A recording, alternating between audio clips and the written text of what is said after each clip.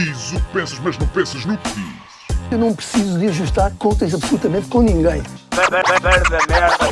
Para um país mais justo, para um país mais pobre, perdão. Deus existe dentro de nós. Quando as pessoas não acreditam em Deus, não, Deus existe dentro de nós. Ser exigente, não sermos piegas. Ser exigente, não sermos piegas. Mãe, olha, tu sabes fazer ténis. Ela fez 4, mas não sabe fazer ténis. Não sabe fazer ténis. Ai, que informação dramática. Sem Barbas na Língua, um podcast de Guilherme Duarte e Hugo Gonçalves.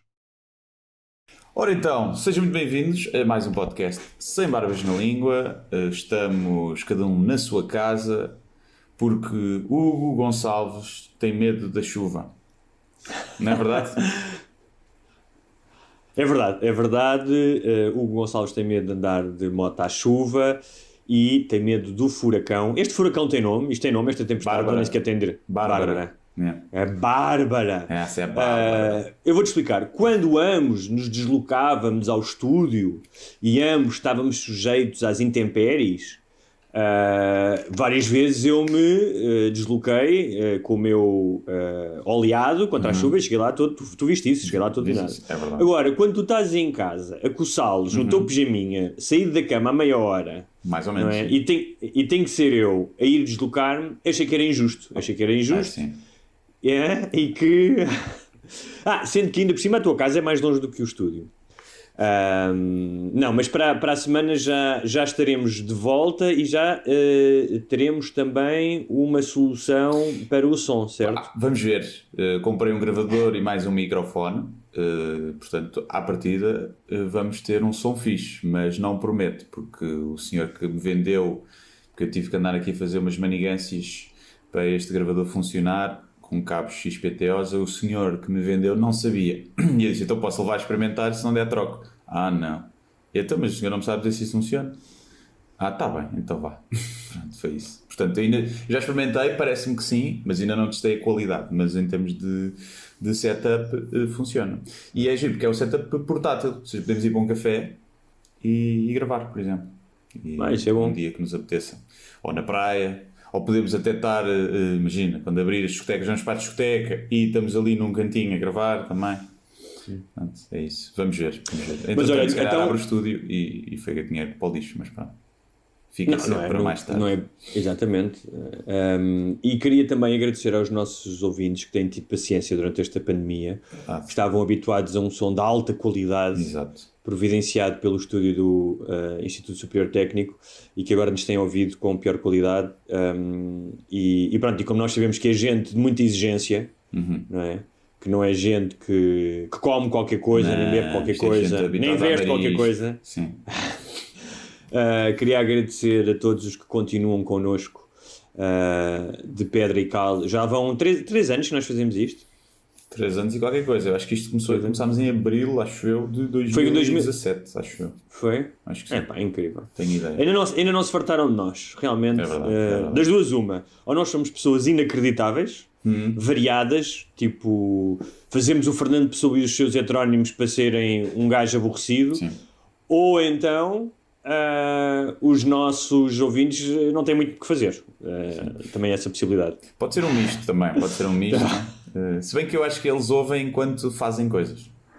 Portanto, acho que temos essa vantagem, não é? Nós não precisamos estar a ouvir, no fundo. É como às vezes as namoradas ou os namorados, que eles estão a falar e uma pessoa desliga, já está em autopiloto e diz poderá ser assim que as pessoas nos ouvem, não é? Mas depois quando és catado, quando a outra pessoa te dá conta que tu não estás a prestar atenção, e diz, não me estás a ouvir. Não.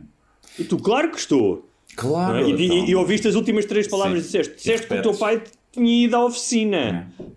Sim. Eu já disse, eu não ouço, a não ser que me digam, olha, inicia uma conversa, olhos nos olhos, eu não estou a ouvir.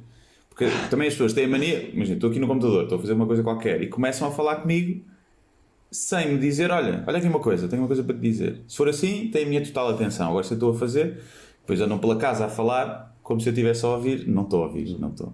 Não estou a ouvir nada. E orgulho-me disso, não estar a ouvir.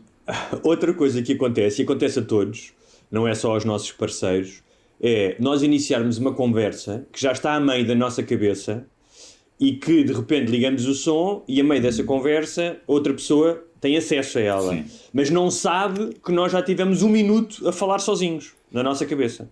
Não é? E então cobramos, alguém cobra. Mas tu fazes isso? Pá, eu acho que faço muito pouco, obviamente. Faço pouco, Acho mas que são mais os outros. Fazem-me Sim. constantemente, sim. É? A minha namorada tem conversas com ela mesma na cabeça, que explica muita coisa, e depois diz, porque não sei quem, não sei o que mais. Eu, mas quem são essas pessoas? Eu não sei. E ela termina, lá está, inicia os assuntos, já tendo ela iniciado com ela mesma. Ou seja, na cabeça dela, ela já disse o nome dessas pessoas, Sim. a situação em que se encontrou com elas, o tema da conversa que teve com elas, Sim.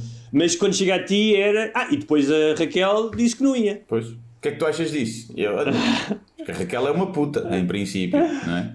Mas, porque normalmente quando dizem mal de outras é sempre o que um gajo tem que dizer. Mas é isso, acontece muito. Eu acho que não tenho isso, por acaso. Pelo menos nunca ninguém me chamou a atenção para isso. Um conselho a todos os homens que nos estão a ouvir, que têm relações heterossexuais, que me ensinaram isso, que é, muitas vezes, quando uma mulher está-vos a contar uma questão da sua vida, um problema, alguma coisa que lhes aconteceu, a tendência do homem é apresentar-se uma solução. Então manda esse gajo para o caralho, ou então, olha, despede, ou então isso, pegas no macaco e mudas a roda, ou então telefonas-me que eu vou lá mudar a roda. Sim. Mas muitas vezes, mesmo que essa solução seja uma solução útil e pertinente, não é isso que elas querem ouvir. O que elas querem é que tu ouças, basicamente. Ou seja, e que digas, ok, sim, tens razão. E isso é uma estratégia, portanto, o impulso é sempre porque, especialmente gajos, se calhar, mais proativos ou mentalmente ativos e que estão sempre com pressa de ir fazer outra coisa, faz isto assim e está resolvido. Não façam isso. Isso só vai criar mais assinte no casal e simplesmente digam, olha, tens razão, realmente essa pessoa é uma cretina. E não apresentem solução nenhuma. Pois, custa-me não apresentar soluções. Porque às vezes a solução é tão simples e as pessoas queixam-se muitas vezes do mesmo problema, que tem uma solução simples. E uma pessoa já apresentou a solução. E as pessoas continuam-se a queixar. Mas não querem saber, Não querem saber da solução e continuam-se a queixar. Então, mas tu já tinhas dado conta disto. Já tinhas dado conta deste problema. Já, sim. E eu sei que sou essa pessoa. Porque às vezes irrita-me. Imagina, dá-me a cabeça, não me deu a cabeça tantos dias, não sei o quê, não sei o que mais. Olha, vai ao médico. Não sei o quê. E semanas nisto. E eu digo, já não quero ouvir. Eu não quero ouvir falar desse problema porque eu não sou médico. Vai ao médico. E isso acontece muitas vezes. Por exemplo. Mas em alguns momentos... Agora, em muitos momentos, sim. Tu consegues ser um gajo empático que assina com a cabeça e diz sim, meu amor. Sim. Não, eu faço isso inicialmente. Só que depois, se o problema persiste quando tem uma solução simples, aí eu começo a ficar um bocado irritado. Mas aí já é uma repetição de um comportamento. Isso já se justifica. Sim. Mas sou a pessoa que diz é verdade. São uns gatunos eles. Não têm respeito por ti. E essa amiga. Mas tem que fazer isso. Fazer esse papel. E normalmente... Sim, mas o amor, de certa maneira, grande parte do amor, ao contrário do que muitas pessoas pensam, não é apenas gestos grandiosos de oferecer joias e viagens, é a aceitação do outro e é estar lá mesmo quando às vezes não nos apetece. Isso sim é amor também. Sim. E depende também com quem estás. Não? Eu não conseguiria estar com alguém que todos os dias se queixa durante uma hora de amigas e de trabalho e não sei o quê. As pessoas que também têm que perceber, porque apesar de teres a outra pessoa que está em casa para ouvir e para desabafar, obviamente isso é um fator importante, mas também tens que aprender que coisas não levar para casa, que problemas não levar para casa, porque não queres constantemente, cada casal tem cada pessoa tem o seu horário, encontram-se às 7 da tarde em casa e estão 1 hora ou 2 horas a dizer o que é que lhes correu mal. Passa a ser aquele tempo de qualidade enquanto casal, pode não ser muito agradável porque estão alguém a ouvir. E é assim, lá está, é uma coisa que normalmente ninguém quer fazer, não é agradável para ninguém ouvir a outra pessoa a queixar-se do trabalho dela, não interessa normalmente à outra pessoa, não interessa muito. E então é preciso também saber aquilo que, desabafa um bocadinho com os amigos, uma parte, desabafa outra parte com os teus pais e desabafa uma parte com o teu parceiro ou a tua parceira, porque se usas o parceiro ou a parceira para desabafar tudo, a pessoa pode-se fartar também. É preciso medir ali um bocadinho. Normalmente nas relações a tendência de toda a gente, não é para achar que tem a matriz da relação certa, ou seja, que aquilo que faz está certo e que o outro normalmente é que se tem que ajustar. Não estou a dizer que é assim toda a gente, mas sim, eu acho que a pulsão inicial é um bocadinho essa, não é? Sim. Mesmo que depois tu digas, realmente, olha, eu aqui tive mal, às vezes é preciso um tempo para reconhecer. Há alguma coisa, por exemplo, na tua relação que já tem há alguns anos, que tu tenhas, através da relação, percebido em relação a ti e que sentisses necessidade de polir ou melhorar ou mudar um comportamento? Sim, acho muita coisa, não é? Não é uma questão de sentir que eu tinha que mudar, é sentir que as pessoas têm que se adaptar para se encaixar. Não é? Às vezes nós também mudamos coisas não porque achamos que estamos errados, mas porque faz parte do compromisso de estar em casal para uma cedência, não é?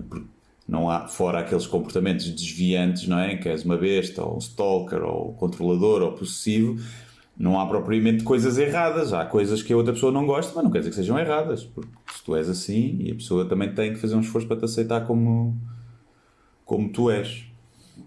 Mas não sei, deixa cá ver. Sou um bocadinho desligado de algumas coisas, tipo dias dos namorados e essas, apesar de eu ser até se calhar mais romântico da relação, normalmente não é nesses dias, não é nessas situações. Sou um bocado desligado dessas coisas. Não sou um gajo que morra de saudades, por exemplo, quando estou longe, tenho tantas saudades, ou estar sempre a mandar mensagens todos os dias. Não sou, nunca fui essa pessoa. Sou capaz de estar um dia inteiro, se eu estiver fora, e então se estiver a trabalhar, um dia inteiro em que mando uma mensagem de manhã, olá, bom dia, e à noite.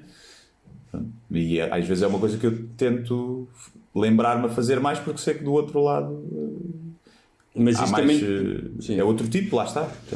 Apesar dela ser também é assim um bocadinho. Claro. Mas isso também às vezes tu encontras pessoas que estão em sintonia contigo nesse aspecto, porque uma coisa é tu estares longe, mas estás longe geograficamente, mas não significa que estás longe e que não mandares uma mensagem, imagina, de manhã à noite, só mandas à noite, não significa, como a maioria das pessoas pensam, esta pessoa não está interessada. Como tu dizes, ou seja, tu podes manifestar o teu interesse e o teu amor, os teus sentimentos, não de acordo com aquilo que é o padrão esperado, não é? No dia 14 de fevereiro, no aniversário, mas se houver afeto, se o tempo que tu tiveres, eu digo sempre isso, não é a quantidade, tipo, tu não precisas estar em casa com outra pessoa e estar a tarde inteira a ver os mesmos filmes, sempre juntos, a ir ao café juntos. Às vezes pode ser uma parcela de tempo menor, mas se aquele tempo em que tu estás juntos é um tempo em que existe o que é necessário numa relação, que é proximidade, entendimento, carinho, desejo, eu pelo menos sinto isso. Eu não preciso de estar constantemente numa relação cozido à outra pessoa, não é? Sim, sim. Agora, eu acho que isso também depende muito do teu grau de independência e da tua segurança, da confiança, ou seja, da segurança que tu tens em relação ao teu amor. Se tu sabes que a outra, não precisas de constantemente que outra pessoa esteja a fazer provas de amor, porque sabes que sentes isso de outra maneira, não é? Então sentes-te bem, sentes-te confortável, não é? Porque uma coisa é estares parado e teres tempo para ti, e outra coisa é desleixo, não é? E são coisas diferentes. Claro, sim. E todas as relações longas passam por uma fase em que pode haver desleixo de ambas as partes e depois é preciso também chamar a atenção e corrigir. Isso também faz parte. Mas sim, não sou essa pessoa, nunca fui. Constantemente em mensagens, às vezes vejo pessoal que quando vais ao café com amigos, estão sempre a mandar, a trocar mensagens com as namoradas. Não sou eu, não sou essa pessoa, quando me irrita profundamente quem seja. Sim.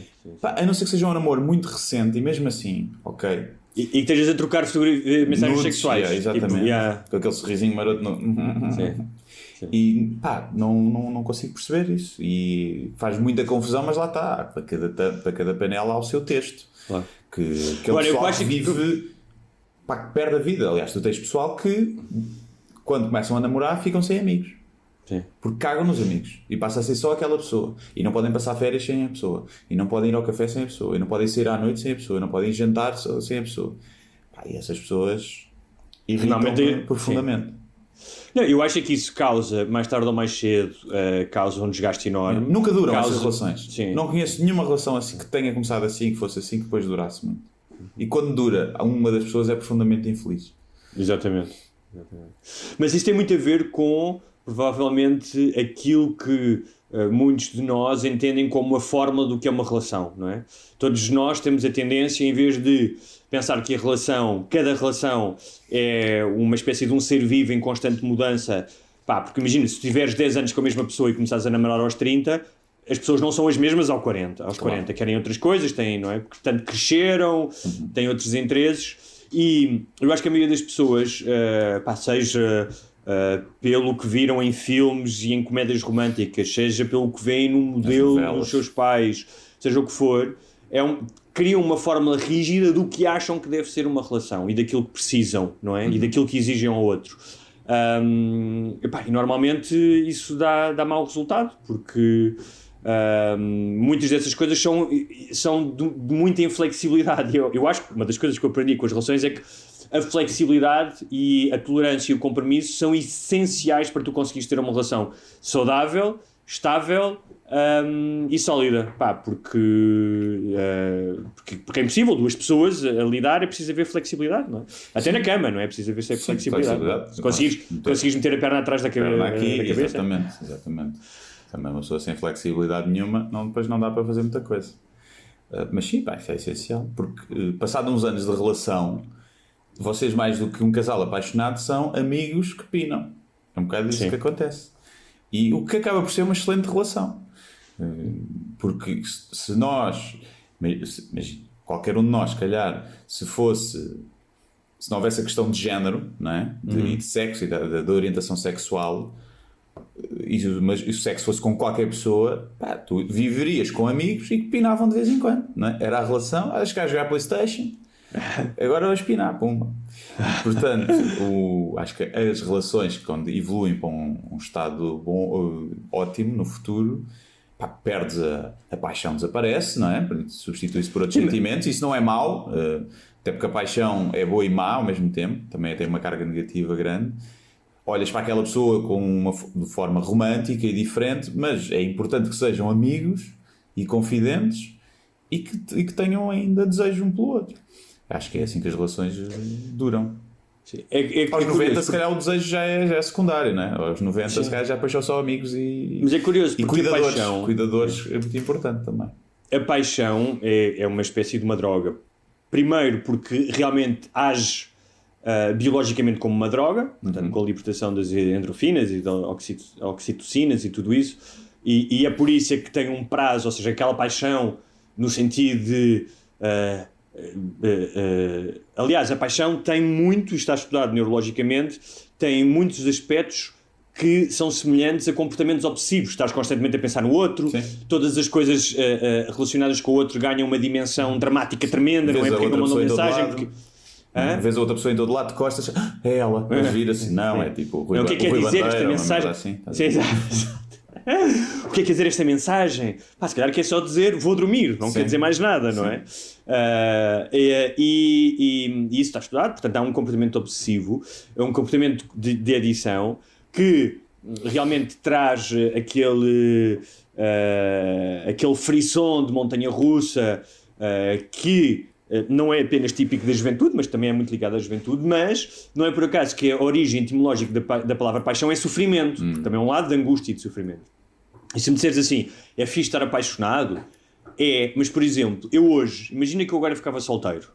A ideia de ficar apaixonado não me é tão cativante como era quando eu tinha 20 e tal anos, em que era viciado na paixão, que tipo, tinha que a sedução e conquistar e a novidade. Hoje em dia, imagina que eu agora entrava no mercado de solteiros, a ideia de me apaixonar não seria a coisa que seria mais cativante para mim, até porque é um bocado cansativo e é um bocadinho, deixa-te um bocadinho tantã, não é? Repara, não estou a dizer que não é necessário, que não é, até em termos evolutivos, não seja uma coisa necessária, mas já não me desperta. Repara, eu estou a falar da paixão, daquela paixão assolapada, de escrever poemas, e que eu acho que é necessário no início de uma relação. Agora, o que eu acho é que mesmo nas relações duradouras, que têm vários anos, há momentos em que, seja porque estás de férias e estás num sítio especial, seja porque é uma nova fase na relação, que há um projeto novo, o que seja, que há momentos em que tu te aproximas desse estado de paixão. Sim. Volta, ou descobres alguma coisa, estás sempre a descobrir coisas novas na pessoa, ou experimenta uma posição nova, não é? Que faz maravilha. Não, às vezes tipo, tens uma atitude, imagino que já tenha acontecido, que é veres o teu parceiro a ter uma atitude ou a ter um comportamento e que te faz sentir-te atraído por ele ou sentir mais admiração, não há aquela expressão que é do aplauso nasce o amor, não é? E portanto já aconteceu a toda a gente. A Esther Perel diz muito isso, não é? Que normalmente a atração em casais de longa duração acontece quando tu vês o teu parceiro num ambiente fora da rotina, numa festa, a contar uma piada e a fazer alguém rir, imagina, a dar uma palestra ou o que seja. Imagina quando a tua namorada te vê em palco a fazer 600 pessoas rir, que sente algum orgulho nisso, não é? Esperemos que sim. Ao menos não sou eu que tenho que ouvir as piadas do gajo lá em casa, ao menos que sejam estes gajos agora durante 1h30. Já ouvi esta merda 1000 vezes. Sim, exatamente. E pronto, é isso. Hugo Gonçalves e Guilherme Duarte, 2 especialistas em relacionamentos, matrimónios, e qualquer dúvida que tenham, perguntem aos vossos pais. E então, o que é que temos para falar hoje? Já há muito tempo que nós não falamos do bicho. E eu notei uma coisa, porque grandes mentes pensam de forma semelhante, não é? Não sei se grandes pilas também têm performances sexuais de forma semelhante, não sei. Dizem que não, eles dizem que não, mas pode ser mentira. Mas uma das coisas que eu tinha pensado sobre esta coisa do stay away era a questão do ser inglês, e depois vi no teu Facebook que tinhas pensado também a mesma coisa. Sim. E acho que já falámos aqui isso algumas vezes, da questão da predominância do inglês, não é? Como eu falei aqui do Continent on Ice, que é só uma loja de congelados. Sim, não é? Mas é tipo, Continent on Ice faz-me lembrar aqueles shows da Disney on Ice, não é? Que é o Rato Mickey a andar em patins. E no outro dia eu fui a uma livraria e paguei, e a senhora, em vez de dizer, como dizem agora toda a gente, contactless, disse, então é que o toca e foge. E eu disse, é muito mais giro, deviam ter chamado tipo toca e foge, ou toca e paga, uma merda qualquer, não é? E estava a pensar, realmente contactless, porquê a contactless? Tipo, não faz sentido, não porque já tens o wireless, já tens o Wi-Fi, acho que é uma luta perdida. É uma luta... Não, eu sei que é. É uma luta que não te podes deixar que te consuma isso, porque vais perder essa luta. Não, mas estás-me a dizer isso e eu agradeço o teu conselho, mas tu próprio te manifestaste, disseste que o Stay Away Covid devia se chamar Show Covid. Sim, ou Põe-te nas putas Covid. Esse também é bom. O Deslarga-me Covid, mas tem que ser Deslarga-me, não pode ser Larga-me. Tem que ser Deslarga-me, sim. Que é para ter uma ressonância com toda a gente.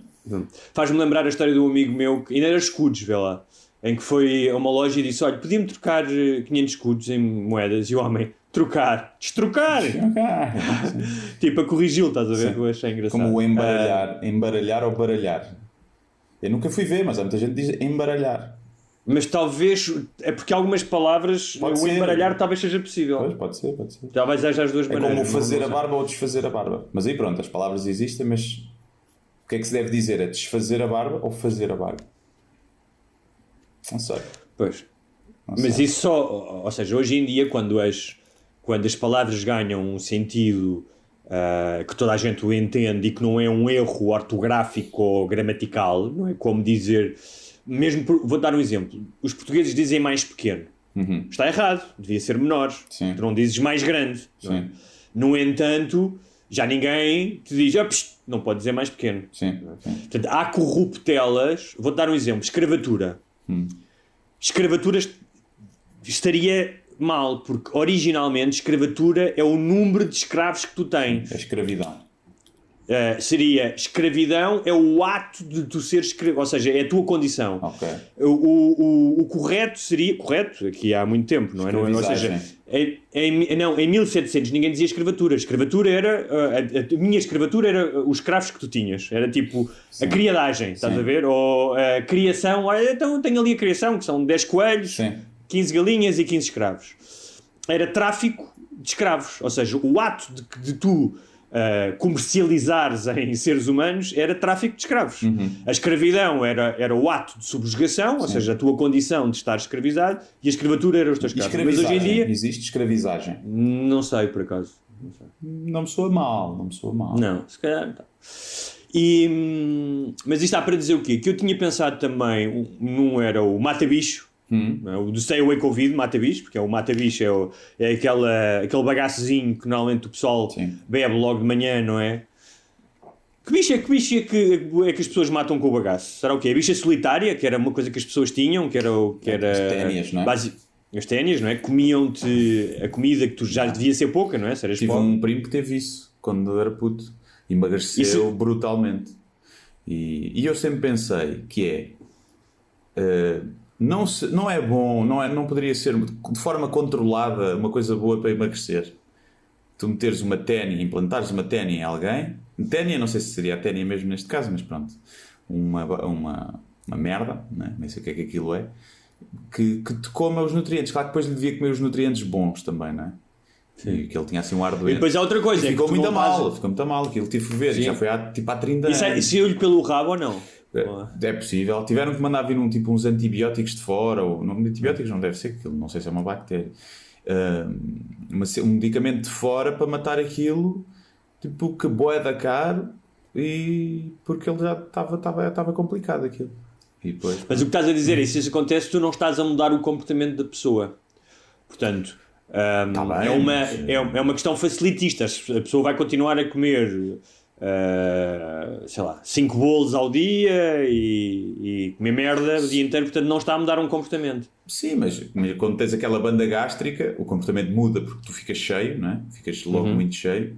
E nisto tinhas sempre ali, tinhas sempre a tua ténia à mestrada, vivia contigo para sempre, e que te comia sempre mas era uma ténia que sabia que era só para comer os açúcares e as farinhas e as gorduras polissaturadas. Exatamente. Depois podias dar um nome e tudo, tinha uma página de Instagram. Era a Tâniazinha. A Tânia. Muito bom. Olha, em relação ao choque Covid, ao põe nas putas Covid, já muito foi dito, já é todo lado, tipo crónicas, programas, portanto não sei se vale a pena nós falarmos aqui muito. A única questão que eu gostava aqui de falar era que achei que o Costa, para quem muitas pessoas é um político com capacidades de malabarista, ou seja, que é um político hábil, aqui meteu o pé na poça. Porque bastava fazer a coisa ao contrário, ou seja, desde o início fazer a coisa do género, claro que é voluntário, mas estamos juntos da mesma maneira que já estivemos em casa e que vamos usar máscaras. Seria muito mais fácil de convencer as pessoas talvez a descarregar do que dizer isto vai ser obrigatório. Não é? Portanto, eu acho que não foi... outros incentivos, lá está. Sim, se calhar tinha vir o Marcelo dizer porque isto é português e somos portugueses. Claro. E a época de Dom Afonso Henriques para expulsar os mouros, expulsar a Covid, se fosse por aí, de certeza que havia mais pessoal a aderir. Mas eu acho, eu obviamente sou contra a obrigatoriedade, não é, das coisas, e acho que não deveria ser obrigatório. Não, mas é obrigatoriedade, não é? Ainda mais pelo Estado, não é? Que é quem tem... Estado, porque nós podemos dizer, sim, tu dás muito mais dados ao Facebook e a todas as apps que têm acesso a muito mais coisas. É verdade, mas essas apps, essas empresas não têm a capacidade de um dia, ou pelo menos não têm neste momento, de poder forçar alguma coisa. Sim. E o Estado, por mais democrático que seja agora e que tu não aches que vai utilizar isto para te controlar, o Estado tem um monopólio da violência e do controle e das prisões e da polícia. E portanto há um lado simbólico aqui também, não é? Não apenas aquilo que é agora, mas aquilo que já foi ou que pode ser. Sim, mas depois também há a cena que há muita coisa que é obrigatória. não é? Há muita coisa que é obrigatória. Tu tens que ter um cartão do cidadão obrigatório, em que tem lá os teus dados, e tens de registar, tens de dar a tua impressão digital. Isso já é obrigatório. E ninguém olha para isso como um abuso do poder ou eles têm a minha impressão. Repara, o Estado tem a tua impressão digital. Se quiser pode, um Estado autoritário, implantar a tua impressão digital num crime para te prender. Se quiser, não é? Pode fazer uma série de coisas contigo, sabe? O Estado, se quiser, imprime um BI, um cartão de cidadão igual ao teu, não é? E deixa-o não sei onde para te simular um crime. Portanto, já existe uma série de coisas. O cinto tem que ser obrigatório. Pagar impostos é obrigatório. Há uma série de coisas obrigatórias. E que as pessoas como é uma app e agora estamos horrível. Eu não acho que deva ser obrigatório, obviamente. Acho que era sempre melhor ser voluntário. A questão é, às vezes, eu até pus uma story no Instagram, estava na Sport Zone, foi a primeira vez que fui a um centro comercial desde o início da pandemia. Fui à Sport Zone e tinha as marcas no chão, 2 em 2 metros, na caixa. E eu filmei, pessoal que estava, entre duas bolas de 2 metros, estavam 3 pessoas juntas, umas em cima das outras.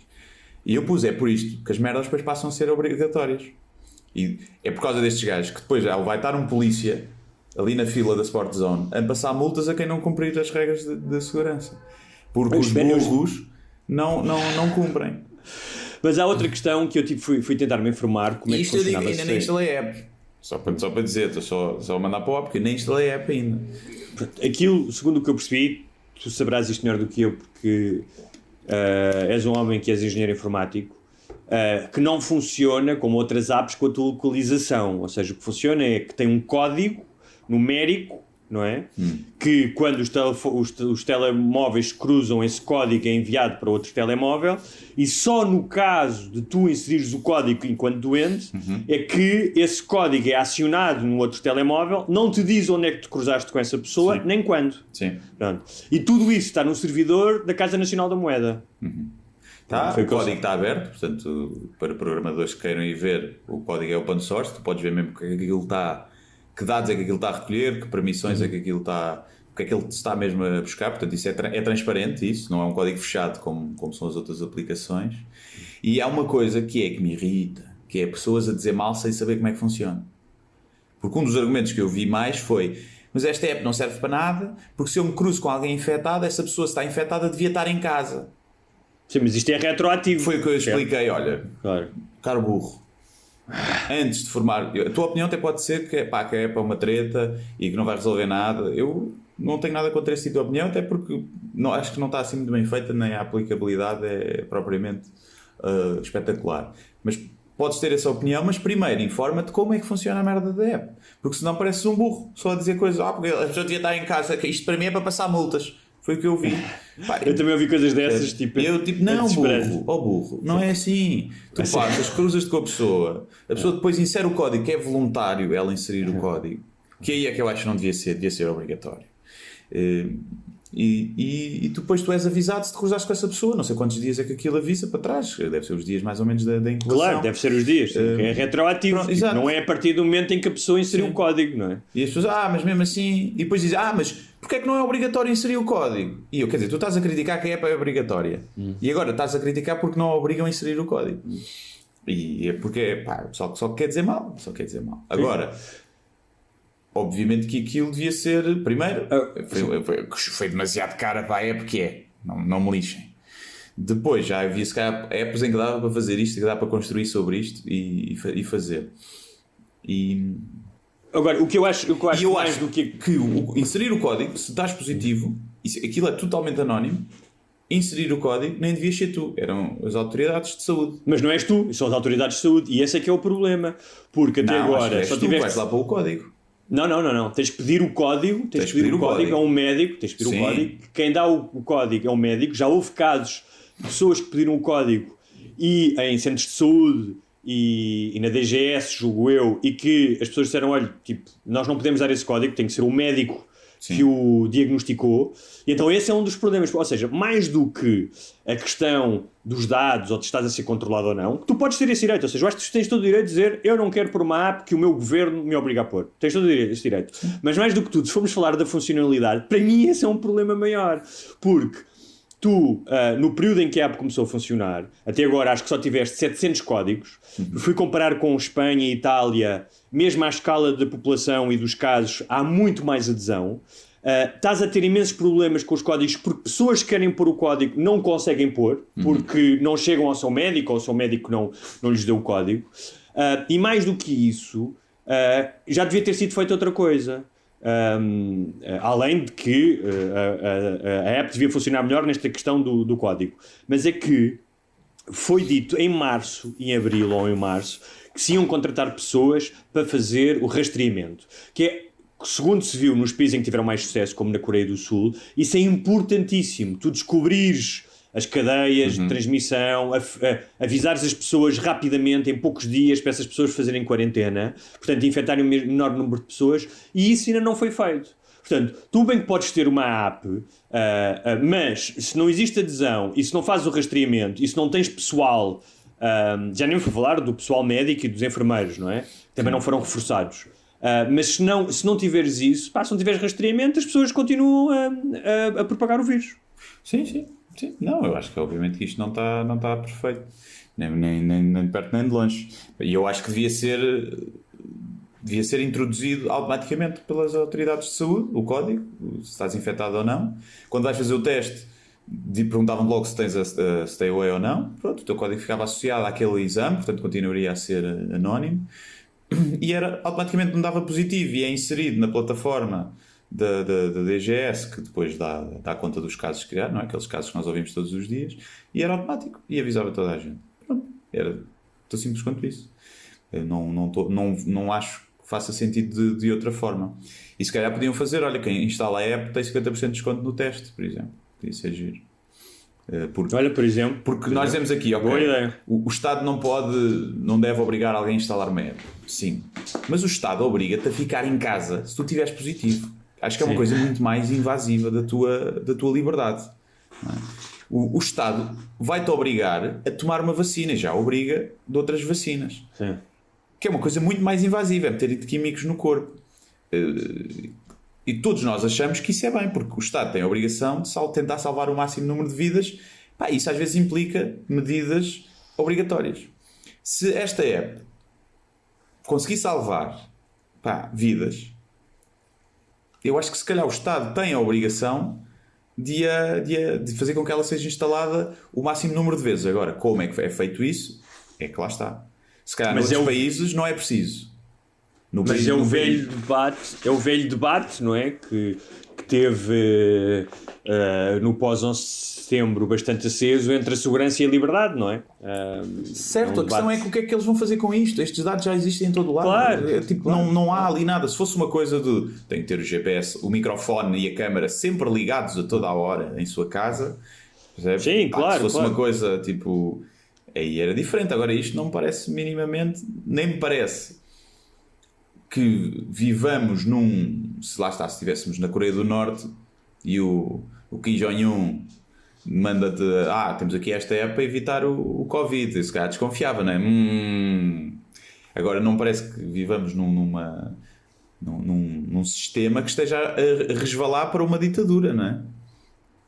Acho eu. Sim. Acho que... Sim. Mas eu tenho ouvido... Agora, claro que há sempre esse perigo e é sempre... O bom é sempre os verdes não obrigarem ninguém a fazer nada, mas já obrigam, não é? Muito bem. Olha, já há algum tempo que não falamos de religião e vamos fazer aqui uma espécie de 2 em 1 ou de Clash of the Titans entre Islão e cristianismo.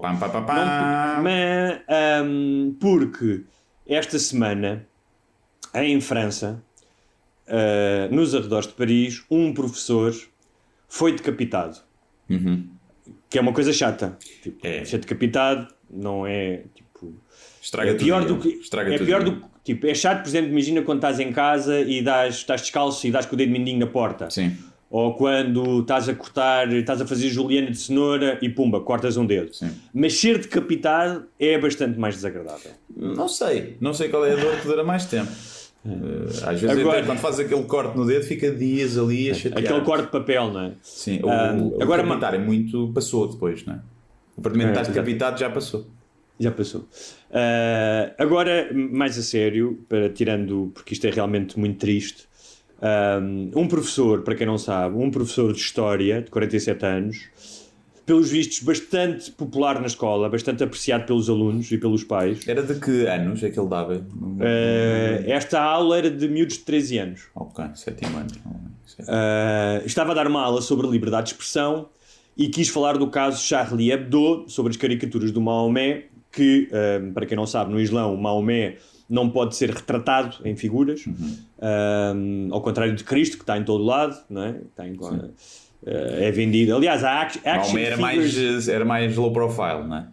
Não gostava muito. Jesus olha eu a aparecer aqui, E Maomé é tipo, não me chateiem, deixem-me andar a minha vida. Não é por acaso que Maomé, quando tem a primeira revelação do arcanjo, é numa gruta, está ali escondidinho. Não é? Está ali, para ninguém tirar fotos. Exatamente. Não gostava. Ele disse aos alunos, os alunos que não querem, por questões religiosas, não querem ouvir isto e não querem ver as caricaturas de Maomé, podem sair da aula, não há problema nenhum. Já é estúpido também. Mas pronto. Estúpido. Vês e vê. Eu não queria decorar os rios, percebes? Não queria decorar os rios todos e os afluentes. Mas eu estava a pensar, por exemplo, aquelas pessoas como os Nunos Melos da vida que se manifestaram contra as aulas para a cidadania, se manifestariam contra o caso de falares da liberdade de expressão das caricaturas do Charlie Hebdo, se também se manifestariam contra este tipo de ensinamentos de cidadania. Provavelmente, como é Islão, talvez não. Talvez não. E o que é que aconteceu? Uma das alunas contou ao pai e o pai começou uma campanha não só de incitamento ao ódio, mas de desinformação nas redes sociais. Sim. Em que, portanto, publicaram coisas em que não disseram, ou seja, claramente para incentivar à polémica e ao castigo, e que foi o que aconteceu. Um checheno refugiado com 18 anos foi para a porta da escola, começou a perguntar quem era o professor, chegou inclusive a oferecer dinheiro aos alunos, e o professor foi atacado e decapitado. Mas como é que isso foi? Tipo na escola? Ou raptaram o gajo? Não, acho que o gajo apanhou o gajo numa rua, não sei se foi próximo da escola. Okay. E depois o gajo foi apanhado pela polícia e foi abatido a tiro, porque não se rendeu. E estava armado. E eu estava a pensar sobre isto, não é uma novidade, não é? Este delírio religioso do Islão e o confronto dos extremistas em sociedades liberais, não é? E em sociedades seculares, em que a escola é secular, e em que os ensinamentos religiosos entram em confronto com os ditames constitucionais de liberdade de expressão e tudo isso. E como é que depois os outros extremistas do outro lado do espectro podem aproveitar isto.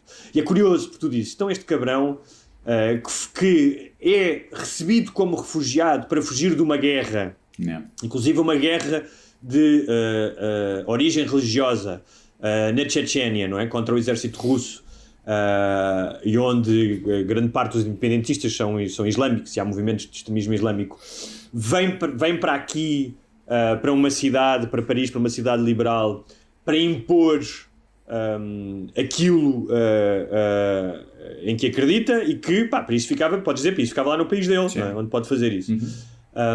E pode parecer quase self-defeating ou inútil tu argumentares contra isto, mas tu podes argumentar contra isto, que é, se tu escolhes ser uma sociedade liberal do século XXI, com constituições modernas e com os princípios da União Europeia, que são os de tu acolheres pessoas que estão sob stress, que são refugiados e estão em guerra, é óbvio que tu podes ser enganado nesse processo em que estás, ou seja, as pessoas podem te mentir, não é? Quando tu estás a analisar assim, olha, realmente este gajo fugiu, perdeu os pais, não tem ninguém, tu podes sempre escapar à malha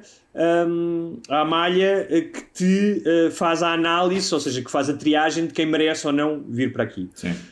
E se tu me dizes assim, é horrível que tenham deixado entrar este gajo, que é um radical, e que é horrível. Sim, se me disseres o gajo. Quantas o vidas gajo se salvaram por deixar entrar pessoas, não é?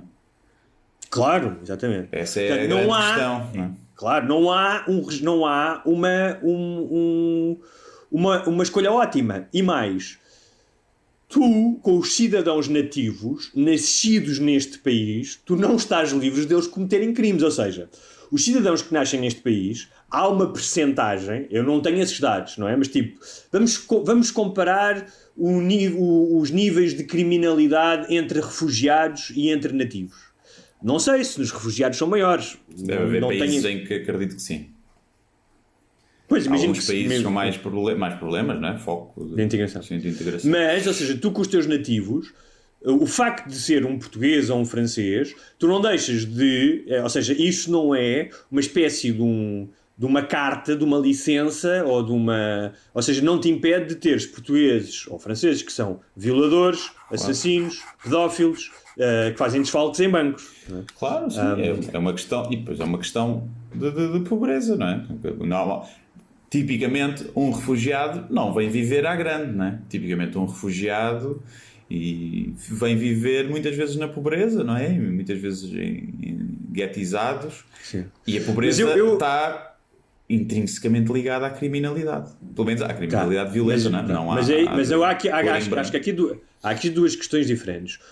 É a criminalidade de tu viveres num gueto e traficares droga ou roubares, e outra coisa é a criminalidade de seres um fundamentalista religioso que acredita que tens que ir decapitar um professor. Sim. Eu acho que são coisas diferentes. Claro. E como é que... Tu tens extremistas que são classe média, tens imensos gajos que se alistaram no ISIS, que não viviam em guetos, que não foram, coitadinhos, não foram maltratados, que não foram discriminados racialmente e que, no entanto, se radicalizaram. Claro, sim. Portanto, são coisas diferentes. Essas mesquitas mais radicais são gajos ricos, né? São gajos ricos que controlam ali até muitas vezes os bairros, são os presidentes da junta não oficiais. E a questão é, como é que se resolve isto? Eu por exemplo, lá está, se eu fosse a mandar, muito perigoso, esse post que deu origem a isso e toda a gente que comentou a incentivar o ódio e que fez com que aquele gajo essa gente não os matava a todos porque dá trabalho, mas ia ter tudo pagar por aquilo que fez. Multas, foram presas 9 pessoas já. Mas de certeza que foram milhares que comentaram lá a dizer esse professor devia morrer. Só isto, porque nestes casos esses gajos são culpados. Porque se fosse só uma pessoa a indignar-se, aquilo nunca aconteceria. Há ali uma pressão de um vexame para o profeta e eu sinto-me incumbido de vingar e estas pessoas todas que estão atrás a dizer que este gajo deve morrer, mesmo que sejam pessoas que seriam incapazes de matar, não é? Mas são capazes de incentivar ali ao ódio e à morte, essas pessoas todas iam bater com os costados na prisão. Completamente. E tem que ser assim que tu vigias estas coisas. E além de vigiares muito atentamente... porque se vigias outras coisas, tens que vigiar. Há mesquitas que obviamente que são muçulmanas e são pacíficas e que as pessoas que lá vão são pacíficas e moderadas, muitas serão a maioria, mas estão bem identificadas aquelas mesquitas que passam os ideais do califado, não é? De que querem pôr lá a lei Sharia, ou lá o que é, naquelas zonas. E que conseguem até em alguns bairros mais fechados. Isso tem que ser tratado como uma associação terrorista, como uma cela terrorista. Não pode haver desculpas por ser uma religião. Porque toda a gente tem medo de ser rotulado como islamofóbico. Mas eu não gosto de terrorismo. Acho que países como a França e a Inglaterra que têm problemas de terrorismo, acho que hoje em dia já não têm problemas em ir buscar esses bairros. Porque a questão há um free pass por ser religião. Tal como há no cristianismo. Eu espero que não haja. E que as autoridades... Ora, a questão é, tu queres a Sharia? Queres que os homens tenham poder sobre as mulheres e poderes apedrejá-las se elas forem infiéis? Todos queremos isso, mas sabemos que não se faz. Não queres ver caricaturas do Maomé? Tens imensos lugares onde podes ser feliz com isso. Tens imensos lugares. Nas montanhas do Afeganistão, no Irão, na Arábia Saudita. Portanto, não precisas de estar a sentir-te ofendido e a sentir-te constantemente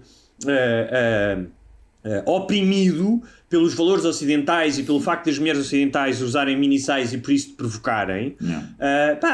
Vai viver, porque é que não vais viver para lá? E repara, tu estás a falar com um gajo que, estou a falar em relação aos extremistas, não é? Não estás a falar com um gajo que já aqui disse várias vezes e que começou por dizer que acho que a União Europeia tem responsabilidade, deve aceitar imigrantes e refugiados. Mas no entanto, se esses são os teus valores, tens tantos sítios para poder aplicar esses valores. Agora, tu perguntas-me assim, porque a seguir vamos falar do cristianismo e do catolicismo. Perguntas-me assim, hoje em dia, se tu pensares, preferis viver num país em que é aplicada a Sharia ou numa espécie de uma teocracia, até porque não existem, que eu saiba, teocracias cristãs, ou preferis viver num país cristão... Já não existem. Já não existem. Mas mesmo assim, preferis viver no Bible Belt, tipo na Carolina do Sul, ou num desses estados, ou viver na Arábia Saudita, eu dizia-te logo que preferi viver no Bible Belt. Sim. Mal por mal, não é? No entanto... Se bem que é curioso, podes ter várias mulheres. Isso é o mormonismo. Na Arábia Saudita. E no mormonismo também. Também pode. Mas os mormons são bem pacíficos. São só malucos da cabeça. São só malucos, exatamente. E também já foram um bocado racistas. Agora já são menos, mas foram bem racistas. Quem não era?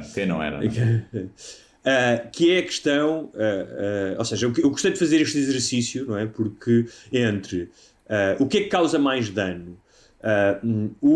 Este radicalismo islâmico ou o outro tipo de radicalismo cristão que numa primeira abordagem não tem um impacto de decapitar as pessoas ou de explodir uma bomba, mas que se calhar a longo prazo produz mais danos.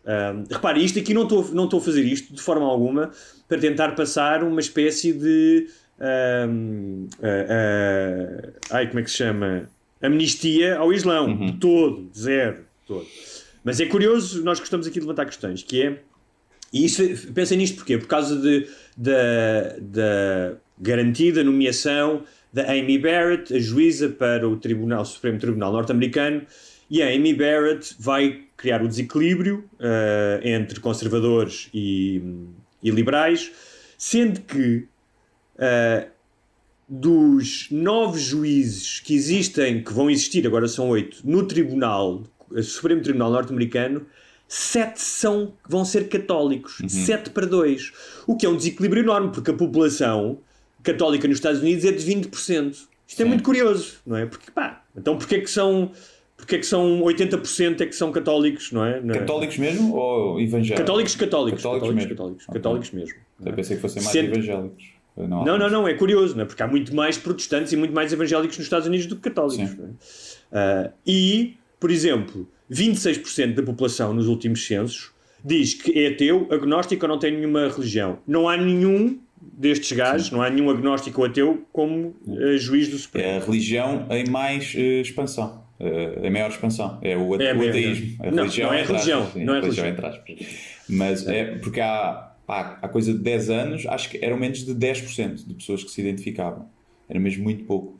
Acho que cresceu brutalmente nos últimos anos. A Amy Barrett, esta senhora, que tem 47 anos, portanto vai ficar provavelmente 30 e tal anos no tribunal, foi educada numa espécie de uma seita, de uma espécie de Opus Dei, ou dos Cavaleiros de Malta, ou como é que já se chama, chamada People of Praise, em que as mulheres são chamadas, e juro que não estou a gozar, handmaids, como no romance da Margaret Atwood e na série, em que os maridos podem e devem repreender as mulheres quando estas se afastam do seu papel de mulheres e de mães. Bem. Repreender como? Vale cinturadas? Não sei, mas o simples facto de dizer... não devias ter feito isso. E claramente as mulheres têm um papel submisso em relação aos homens. E eu estava a pensar... No entanto, já viste, com estes constrangimentos todos de mulheres, de submissão de mulheres, essa senhora chegou a juíza, que é a juíza então do Supremo, que é dos cargos de maior autoridade que existe. Com 7 filhos. Essa mulher é uma... Mas quero uma coisa, dos 9 juízes, 6 foram recomendados por um lobby que é agora não me lembro o nome, que é ultraconservador e que aconselha entre aspas, pressiona os presidentes norte-americanos a nomear juízes. E é ultraconservadora, ultracatólica. E é responsável, ou seja, acho que são 7 ou 6 dos juízes nomeados pelos presidentes conservadores foram segundo sugestão deste lobby, por assim dizer. Sim, porque aquilo que está em causa é a reversão da lei da interrupção da gravidez, não é? É uma das essa é uma delas, a outra é o Obamacare, portanto, saúde grátis para pessoas que não podem pagar. Mas aí eles têm alternativas. Não têm alternativas. Eu vivi nos Estados Unidos. Ou tens nem para pagar um seguro, tem alternativas que vão propor, não é? Ou seja, acho que tem. O que eles querem é, ou seja, não querem um sistema, tipo, não querem uma espécie de ADSE, como nós, ou do Sistema Nacional de Saúde que nós temos, querem uma espécie de ADSE para todos, acho eu. É um bocadinho o que os liberais querem, que é tipo, não é um Serviço Nacional de Saúde público, mas o Estado paga para tu ires ao privado. Percebes? Que é para os privados, para fomentar mas é que não é bem assim, porque eu vivi nos Estados Unidos antes do Obamacare. Não, lá antes não era, mas eu acho que agora eles têm uma alternativa, não é só tirar, acho eu. Mas a alternativa parece-me é que desde que o Obama saiu, já vários milhões ficaram sem seguros, ficaram sem seguro de saúde. Sim, não, isso eu vi essa cena, que é o pessoal que está assegurado e que tem doenças crónicas ficar sem seguro. E na altura falou-se disso, depois o Trump veio dizer que esses estavam assegurados. Eu tenho imensa desconfiança em relação a isto, não só porque vivi lá, mas porque normalmente os conservadores e o Partido Republicano, até pela pressão das empresas de seguradoras e dos hospitais privados, estão-se a cagar para as pessoas que não têm seguro. Sim, claro. E outra questão, perguntaram nas audiências o que é que ela tinha a dizer ao climate change, e ela disse que não tinha nenhuma opinião sobre isso. E o que estava a pensar é, a longo prazo, porque há aqui outra coisa, que é, nós em Portugal, às vezes falo com pessoas aqui, e como aparentemente a Igreja, não está muito presente, esquecemos que noutros lugares do mundo, no Brasil, em África, nos Estados Unidos, não só o cristianismo tem um poder tremendo. Vão ver, por exemplo, procurem na BBC, escrevam no YouTube BBC Trump Supporters, uma jornalista cristã que foi entrevistar apoiantes cristãos, desde os mais moderados até aos mais radicais, que apoiam os conservadores, não é? E é só birutas aquilo, não é? Tipo, é um show de maluquinhos. Mas as pessoas às vezes esquecem-se de uma coisa, porque têm uma visão da religião, especialmente do cristianismo, filtrada pelos seus próprios valores e pela sua moderação.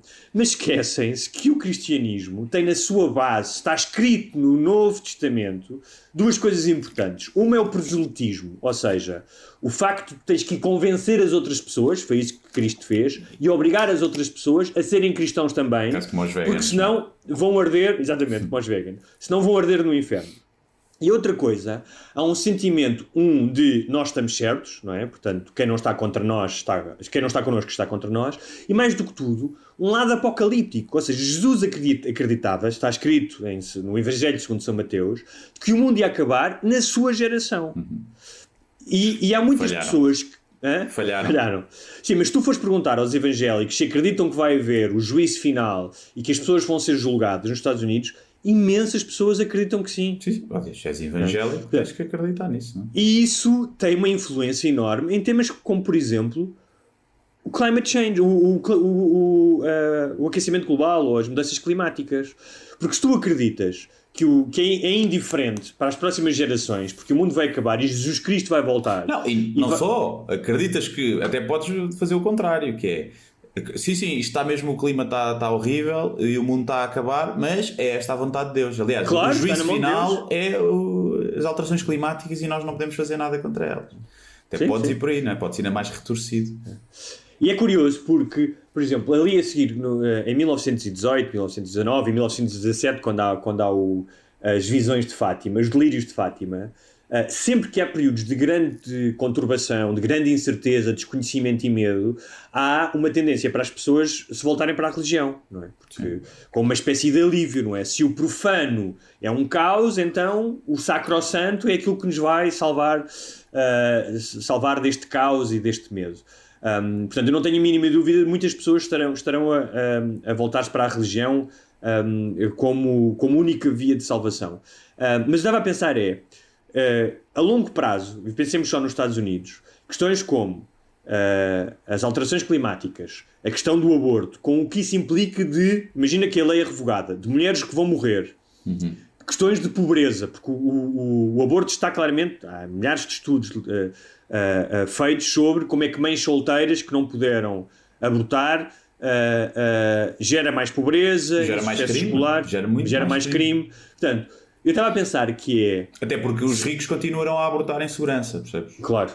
Vão a outro país. Estava a pensar que, e como eu disse, isto não é uma competição, de toda uma apologia ou uma amnistia do Islão, para a qual eu tenho, o Islão radical, para a qual eu tenho 0% de paciência e sou intolerante com esses intransigentes, mas é engraçado que daqui a 20 anos, o que é que causará mais danos? Não estou a falar no mundo islâmico, porque os muçulmanos, os principais assassinos muçulmanos são outros muçulmanos. São os muçulmanos que matam mais muçulmanos. Mas no mundo ocidental, o que é que vai causar mais mortes e danos para a sociedade? É o radicalismo islâmico ou é uma nomeação de uma juíza para o Supremo Tribunal, com o que isso pode acarretar de mudanças num país com 300 e tal milhões de pessoas? Ficamos à espera da resposta. Imagina, o Islão é o ébola, mais violento e mais tipo aparece e mata-se logo, e o cristianismo ou o catolicismo é mais tipo cancro, estás a ver? É mais a longo prazo, ou é mais tipo a obesidade. É a obesidade que chateia um bocado, começa a te enfraquecer e podes morrer depois de. Mas COVID, repara, e repara, e tem a ficha, tem dado menos felicidade, porque tu quando és obeso também comes um bolo, estás bem, e o cristianismo é a mesma coisa, tu vais à missa e sais lá e sentis Jesus e todos cantamos, mas no fundo acabas por te foder. E nós, quando há um surto de ébola como houve, não é? O mundo ficou em pânico e estávamos a ver que isto ia tudo caraças, e fazem-se as medidas todas e não sei o quê, mas contra a obesidade não se faz nada, apesar de matar muito mais. Aliás, agora saiu já mais do que um estudo, estudos publicados, não é? Estudos da internet, que é a maior causa maior grupo de risco de morte de Covid é a obesidade. Portanto, é um vírus gordofóbico. O SARS-CoV-2 é gordofóbico. E é uma coisa que, não é? Vacina, tratamentos, essas coisas. Façam dieta também. Quem está sempre a dizer isso é o Bill Maher. O Bill Maher no último programa estava a dizer que, exatamente como disseste, vacina, tratamentos, tudo ótimo, mas seria uma ótima oportunidade para se fazer uma campanha nos Estados Unidos sobre uma campanha construtiva, não é fat shaming, para dizer, olha, isto é uma Eu aí tenho mixed feelings, eu acho que pode funcionar. O Joe Rogan também está sempre a dizer que o fat shaming funciona. Não, e o Bill Maher também diz isso. Eu é que estou a dizer, eu é que estou a ser mais moderado, não é? Que dizer, estão a ver, tipo, um monte de malta morreu de Covid porque não se cuida. Não se cuida, sim. Isto não quer dizer, olha, o outro gajo, um gajo que era um influencer de fitness, todo fit, com 30 e tal anos, morreu de Covid. Era um gajo que dizia que a Covid não existia, que era um embuste, morreu de Covid. Não, essas são as histórias que eu acho alguma piada, que estão cheias delas, de imensos gajos, tipo como havia um gajo também que era apoiante do Trump e que disse que isto é tudo um embuste, e foi a um comício do Trump e passado 2 semanas quinou. Sim. Sim, há sempre esses casos, não é? Um gajo lá está fit e saudável e novo que morre de Covid. Haverá sempre, mas o maior grupo de risco parece ser abaixo de uma certa idade, não é? Obviamente já tens, se calhar tiveres 90 e tal anos, é um bocadinho indiferente seres obeso ou não sei. Mas em pessoal dito saudável, porque tu podes ser obeso e aparentemente ser saudável e teres as tuas... fazes análises e está tudo ok, não sei o quê. Também depende do grau de obesidade. Uma obesidade mórbida, dificilmente o médico olha para as tuas análises, olha para um gajo de 200 quilos, faz as análises e diz, não, está tudo bem consigo, está tudo ótimo. Muito difícil isso acontece, não é? Portanto, estamos a falar de obesidade a sério, não de uns quilos a mais. Mas é uma cena de risco que pouca gente fala, porque lá está. Fica, não pode, até agora os gordos, coitadinhos dos gordos. Não se pode dizer mal dos gordos. Não é dizer mal, é dizer que está a morrer gente que é obesa. Portanto, aproveitem para tentar melhorar um bocadinho isso, é a alimentação. Até porque uma melhor alimentação reforça o sistema imunitário também.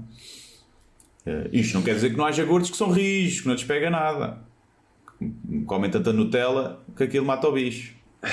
Também há. Há sempre os outliers. Claro, exatamente. Olha, na semana passada falei sobre a questão do ICA, que é o Instituto de Cinema e Audiovisual, porque fala-se muito do cinema, mas as pessoas esquecem-se do audiovisual, portanto não é exclusivamente de cinema, é de séries, é de várias outras coisas. Houve algumas pessoas que até comentaram e mandaram mensagens a dizer, não, mas tipo, nós já ganhámos um prémio num festival em Cannes. Que eu disse de longas metragens não ganhámos nada. Sim. Zero. Ganhámos de curtas metragens alguns prémios, não ganhámos zero. O Manuel de Oliveira não ganhou qualquer coisa já? Não. Em festivais de classe A não ganhámos, de longas metragens não ganhámos nada. Okay. E como eu continuo a ver crónicas, porque está um lobby tremendo, não é? Porque há dinheiro. Estive a ver até a comissão parlamentar de ambas as partes, e como eu juro-te que continuo a espantar-me com a desonestidade das pessoas, porque eu entendo que as pessoas tenham a sua causa e que tenham que defendê-la, eu entendo isso, eu respeito, não é? E que tenham conceitos diferentes bolso, não é? E o seu bolso, mas é tipo, não mintas. Sim. Porque, por exemplo, eu tenho algumas dúvidas em relação à lei que vai ser aprovada. Agora, o que eu acho é que já foi aprovado, vai ser taxado, não é? As plataformas. Isso já claro, foi, mas isso sempre, ou seja, isso já estava definido. E a questão é, os canais, o YouTube e os canais antigos já eram taxados com 4% sobre a publicidade, e o que acontece é que a Netflix e a HBO não têm publicidade, portanto vão ser taxados 4% sobre a faturação. Sobre a faturação. Mais 1% que vai diretamente para o ICA, e os 4% são para investimento direto. A única coisa que havia aqui dúvida, e que isso tem que ser legislado, que é a produção tem que ser portuguesa, ou tem que ser maioritariamente portuguesa, para não ser europeia, no sentido em que eles podiam agarrar nesse dinheiro e ir fazê-lo para a Polónia. Sim. Isso eu não quero. Mas, para que as pessoas percebam, houve um gajo chamado Luís Campos, que fez um estudo enorme, acho que até foi uma tese, um gajo que estuda cinema, para as pessoas terem noção, com os números vão lá, e eu vou ser muito rápido. E vou dizer que está aqui, espera aí, ok. Entre 2004 e 2019 foram atribuídos um total de 161 milhões de euros. Portanto, e este dinheiro, mais uma vez, não é dinheiro do Estado, é dinheiro taxado à publicidade dos canais de televisão. Sim. Esses 161 milhões de euros foram atribuídos a 202 entidades, coletivas e individuais. Porque tu, quando candidatas ao ICA, pode ser uma produtora ou pode ser um gajo, normalmente é para as produtoras. Mas desses 161 milhões de euros, metade, 53%, ficaram concentrados em apenas 10 produtores, sendo que 20% desse dinheiro, dos 161 milhões, ficou concentrado em apenas 2 produtores. Alguma coisa está mal. Pois. Não é? Pronto. Depois, só para teres uma noção... São uns que se calhar agora que querem colar tudo eles, não é? Por acaso. Só para teres uma ideia de...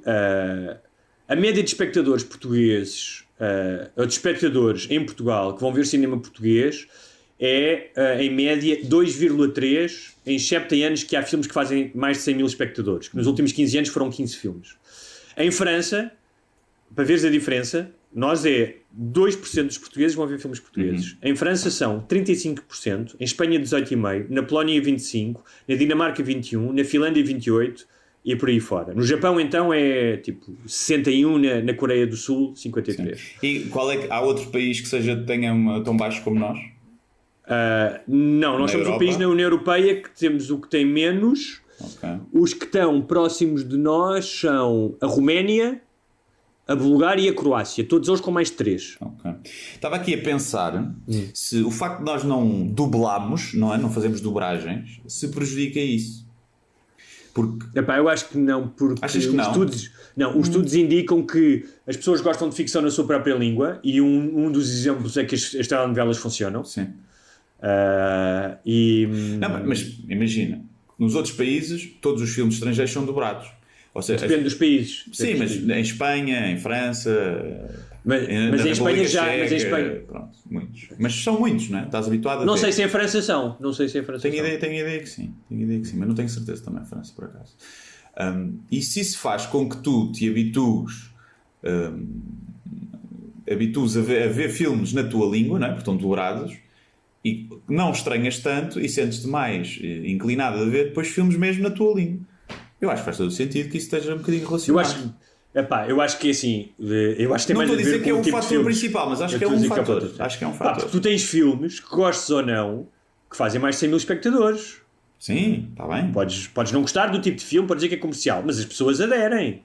Certo, e vão ver. Sim. Mas acho que pode ser um fator que esteja relacionado. Agora, eu acho que tem muito a ver com esses filmes têm todos uma máquina de marketing por trás que leva às pessoas, e o resto lá está, não há apoio. Por isso é que eu defendo há várias razões, que haja mais dinheiro para divulgar. Há várias razões, mas a questão é, repara isto, que é, candidataram-se ao concurso da Netflix 1.800 projetos. Sim.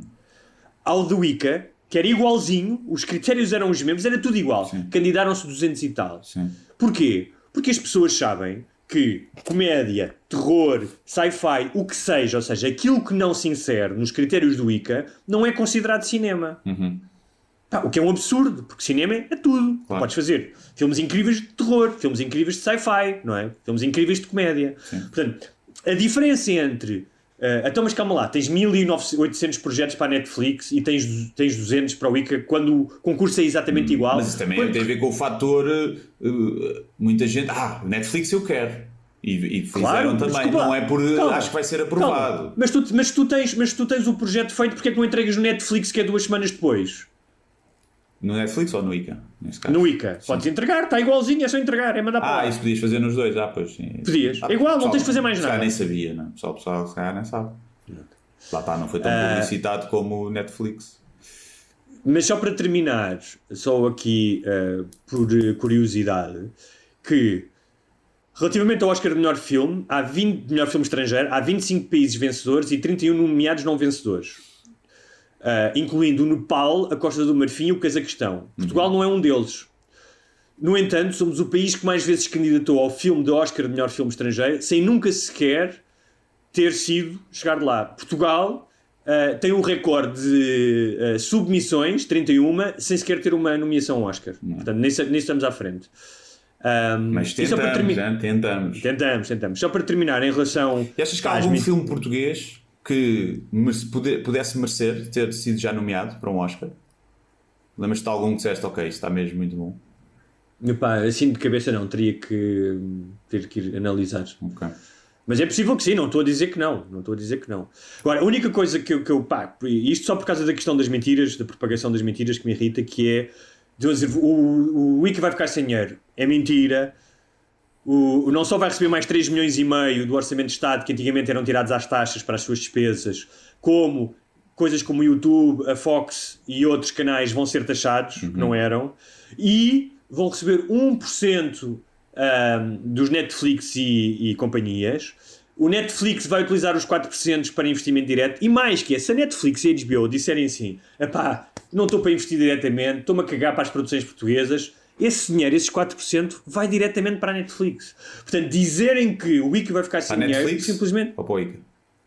Vai para o Wicca, okay. Desculpa. Exato, portanto, se as plataformas disserem, eu não quero os 4% que eu tenho que investir da minha faturação, eu não quero ter esse trabalho, não quero investir, esse dinheiro vai diretamente para o Wicca. Eles querem e isso tudo. Pode acontecer. Querem tudo. Portanto, isso é o mais engraçado, é que muito provavelmente esses lobbies vão se conseguir infiltrar na Netflix e vão mamar na mesma.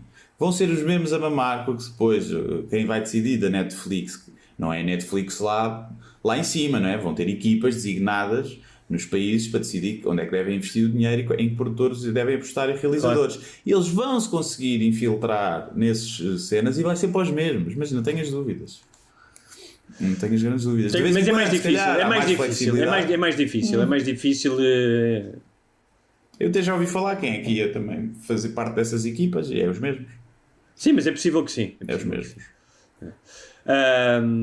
Dito isto, vamos fechar e com uma sugestão de um filme que eu vi esta semana do Aaron Sorkin, que é um guionista que eu gosto, chama-se Chicago 7. Está na Netflix. Há algumas coisas que gostei menos, mas continua a ser um filme do caraças, está na Netflix. É sobre um caso de tribunal muito conhecido, passado em 1970, sobre as manifestações 2 anos antes na Convenção Democrática, durante a Guerra do Vietnã. O Sorkin é o autor do West Wing, do Social Network, do filme do Steve Jobs, do Newsroom, da série da HBO, portanto fica aqui a minha sugestão. É isso. O que é que tens para sugerir? O livro da Zaya, obviamente, né? Que já está a bombar. Por ladrar noutra coisa, Diário de uma Bitch, já está à venda em todas as livrarias e na UC com 10% de desconto e portes grátis, se viverem em Portugal. Portanto, vejam lá isso. O que é que eu tenho mais para sugerir? Uma cena na Netflix que eu comecei a ver e está engraçado, que é apesar de eu não sou fã dele como stand-up comedian, que é o Bert Kreischer, o gajo amigo do Joe Rogan. Aquele gordinho, não é? Sim, que atua sempre sem t-shirt, sempre em tronco nu. Ele tem uma cena na Netflix que é o The Cabin, que é ele a tentar isolar-se do mundo e meditar, só que era suposto ele vende aquilo como é suposto ele ir para lá sozinho para descansar e deixar de trabalhar, mas lembrou-se de tornar aquilo um programa de televisão e então leva lá outros comediantes e amigos, vai lá tipo a Caitlyn Jenner, a Nikki Glaser, bué de pessoal conhecido. Cada episódio vão convidados novos e os gajos fazem tipo umas merdas diferentes e depois aquilo é uma espécie de... está bem editado, é tipo 20 minutos cada episódio em que eles estão a falar das coisas que fizeram e falam de alguns temas. Está engraçado, tipo um podcast mini, mas noutro formato. Sim. E está engraçado, está giro. Uma coisa... O pessoal às vezes diz, eu preciso de meios gigantes para fazer coisas. Aquilo não tem ali muitos meios e está fixe, está engraçado. E é o The Cabin. Muito bem. Para os patronos, ou para quem não é patrono, mas está interessado, o episódio de sábado dos patronos vai ser dedicado mais uma vez a temas inquietantes sobre a questão da glória pós-morte, ou seja, vale a pena seres um Van Gogh ou um Cesário Verde que não tiveram sucesso, ou aparentemente não tiveram sucesso em vida, para depois serem grandes glórias depois da morte, serem conhecidos como no seu meio, naquilo que fazem como pessoas grandiosas, e a ideia de sucesso, ou seja, do que é o sucesso hoje em dia, sucesso, que tipo de sucesso é que está ligado à felicidade, ou se uma vida normal, sem exposição, sem sucesso, pode ser uma vida mais recompensadora do que a pressão de seres excelente em alguma coisa, nem que seja seres excelente como cretino numa rede social, não é? Como influencer. Portanto, vamos falar dessas questões que são prementes e são importantes, para a humanidade. São, sim, senhor. Para a humanidade. Portanto, quem não é patrono, o que é que tem que fazer? Quem não é patrono vai a patreon.com/sembarbasnalíngua e inscreve-se como patrono e tem direito a este episódio especial todas as semanas. Juntamente com os 50 episódios que estão para trás, mais 51 acho eu, de especiais de patronos. Portanto, isto é como a Stay Away Covid, desbloqueia retroativamente e vocês podem ir ouvir todos os episódios patronos que estão lá, além de fazerem parte de uma comunidade muito unida e poderem às vezes fazer perguntas e sugestões para os episódios. Podem também fazer-nos perguntas e mensagens que nós provavelmente ignoraremos, mas prometemos que um dia vamos lá responder. Pronto, mas nós quando fazemos os programas em que pedimos perguntas, essas respondemos todas. Respondemos todas, mesmo as que às vezes não merecem ser respondidas. Respondemos a todas. E também dá acesso a orgias incríveis com pessoas muito bonitas e sem Covid. Sim, e pronto, agora está um bocado parada essa parte. Já deu acesso a espetáculos ao vivo em que os patronos não pagaram, puderam entrar. É verdade. Já fizemos, e esperemos que um dia já fizemos dois. Sim. Aliás, nós tínhamos previsto 2 espetáculos desses quando começou o Covid. Sim, não era? Sim. Eram em Évora e outros já não me lembro. Em Braga, acho. Sim. Agora, como não podemos, vamos começar a organizar Glory Hole. Exatamente. Que é, tipo, já não, só nos podem ver por um buraco, basicamente. As pessoas põem um preservativo e está tudo safo. É isso. Quem não sabe o que é um Glory Hole, pesquise no YouTube, no Pornhub. Até para a semana.